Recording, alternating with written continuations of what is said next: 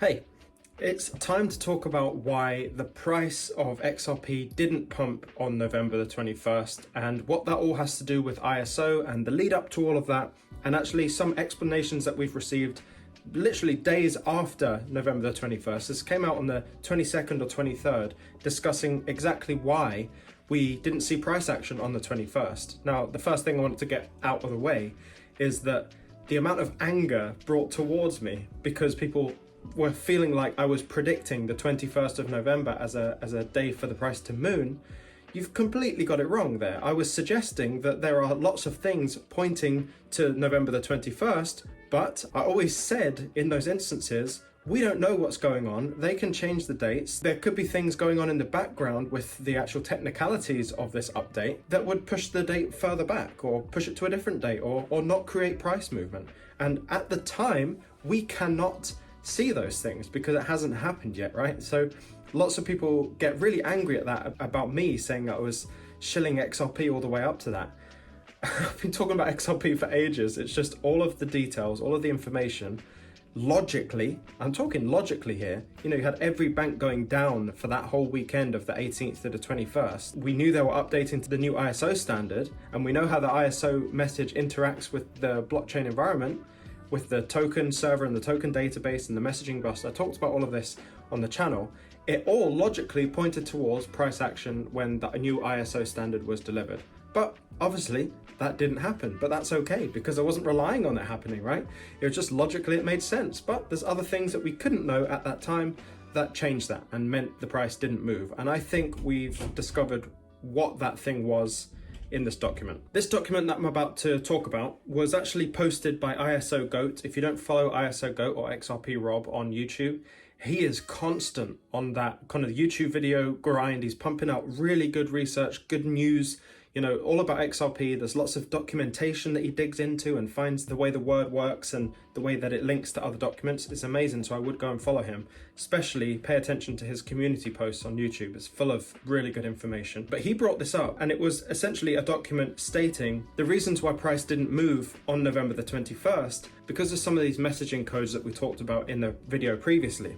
Those ones are, for example, Pain 1 and Pain 9. So Pain 1 and Pain 9 handle payment initiation. This is how they get PAIN, payment initiation. And so if you have the Pain messaging system set up using that new IS 20022 standard, then it enables you to be able to send messages to initiate payments using the new messaging standard. So that document that I found that had all of those messaging codes linked and said, this bank is ready with these codes available as well. The big question at the time was, well, which ones of these codes are absolutely necessary in order to create and facilitate and send messages based on blockchain transactions? This was always the big question. How do we know if a bank has Pain 1 and Pain 9 messaging codes set up already in their system, does that actually provide the ability to be able to send a blockchain transaction through a bank using that messaging system? This was the big question. This was the big unknown. We don't know the inner workings of all these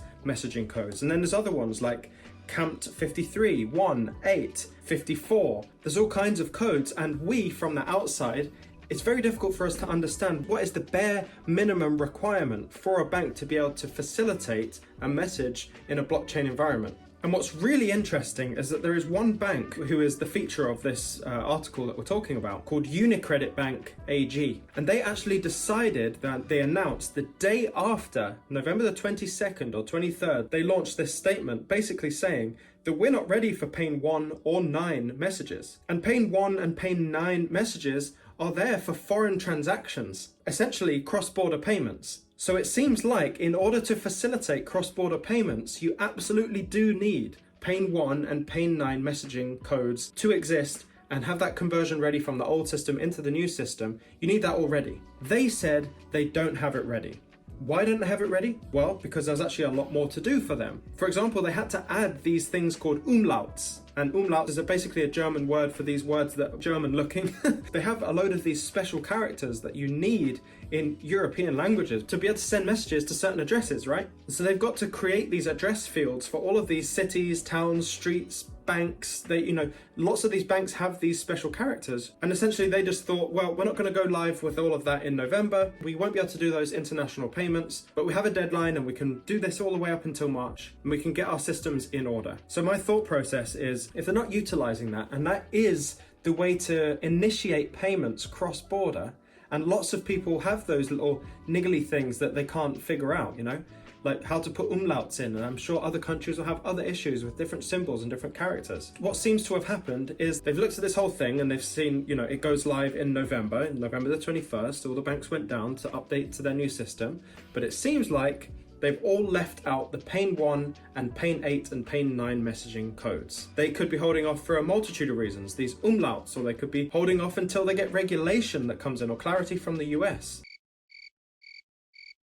There's a multitude of reasons, and these are things you cannot foresee beforehand. And here's where it gets really, really interesting, because in a new document that I found, the SEPA document, it was reviewing all of these things that had happened in November. And you can basically infer from this document that there was no support from intermediary payment services. So intermediary payment services basically do things like banks do, just as a separate business, and it's not a bank. And these come under 4 different categories. I'm going to read them off right here. They are payment gateways, payment processors, money transfer services, and remittance companies. Some examples of payment gateways are PayPal, Stripe, and Authorized.net. Payment processors like Visa, MasterCard, and American Express. Money transfer services like Western Union, MoneyGram, and TransferWise. And remittance companies like Zoom, WorldRemit, and Remitly. It is these intermediary payment services that blocked cross-border payments using ISO 20022. Sure, we have umlauts, which are difficult, but that's a hurdle easy to overcome. But when you have the likes of PayPal, Stripe, Visa, and MasterCard blocking something from happening or taking place, to me that seems like something that could actually stop.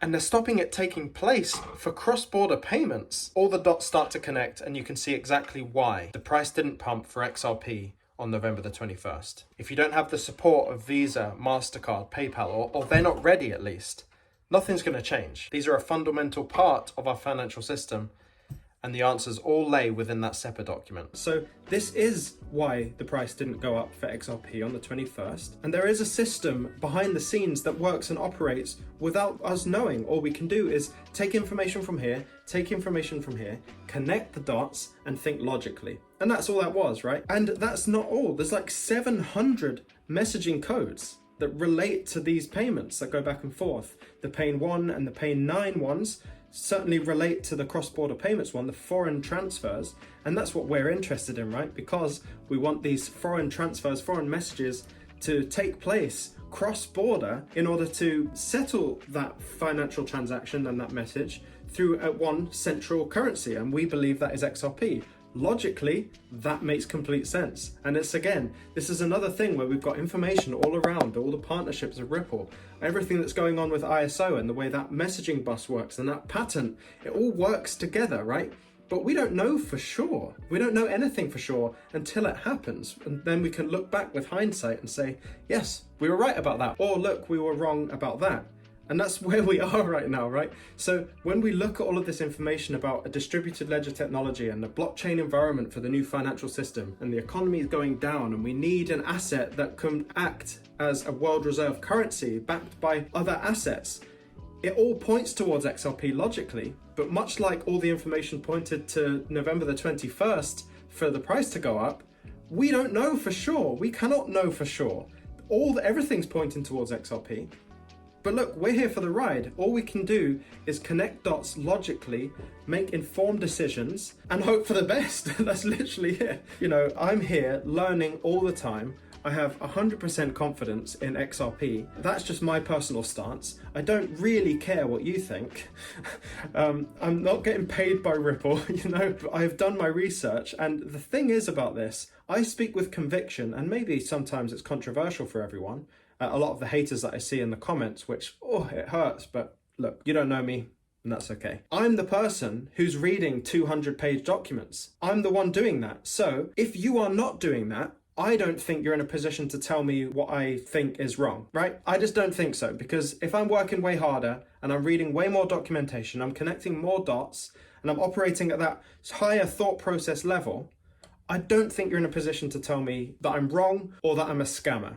All that you're afraid of is how hard I work and how hard you don't. So anyone who calls me a scammer, that's the situation you're in. I'm far harder working than you are. And I'm obviously coming to my conclusions based on actual deep dive research. A lot of the other crypto influencers that you see out there, they're taking information from other influencers and just sharing their opinion. It's not based in hard facts, and like they haven't read 104 pages deep into a Brazilian law document to get some answers. That's me. I'm doing that. So yes, my opinions come with conviction because I read all of those words. And there are other people. I'm going to name them off here and I want you to subscribe to all of them. ISO Goat, Orphaneme, T's Crypto Spot, Lift Capital, One King, Black Swan Capitalist. Those 6 channels, if you're not subscribed to them, you're getting bad information. I'm just telling you that right now. And I'm not even necessarily saying bad information. I'm saying information that's not come from source. These are people actually in the research, actually connecting dots from reading 100+ page documents.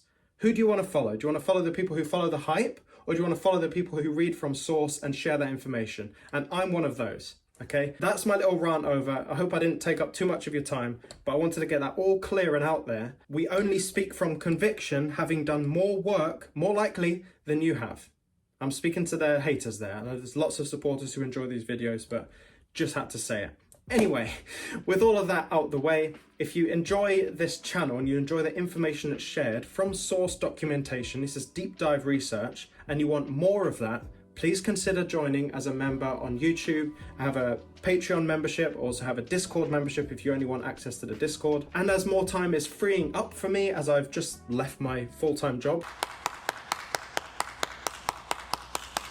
to dedicate my time to research and creating content, I'm also now opening up my schedule to do some coaching. And this could be on a wide range of things, discussing ISO in depth with you personally, or guiding you through the emotional waves and ups and downs and how to manage your emotions in the good and the bad times. I was keeping it very much on the down low that I was even doing coaching at all, but I do think it's really important. Look at it as an investment to get you through the good times and through the bad times unscathed and in the best position possible. So I'm not going to hide my coaching service from you anymore.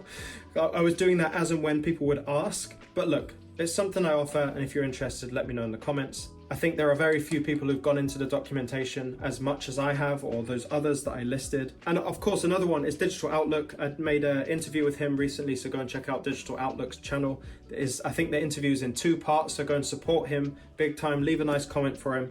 He's a great guy, and we had a great conversation. Anyway, that's it for this video. I appreciate all the time that you've given me. I'm going to try and upload a lot more content, a lot more deep dives, a lot more research. I've been in the research so much the last couple of weeks, and I want to share all of it with you. So much content coming out. Stay emotionless, and I'll see you in the next one.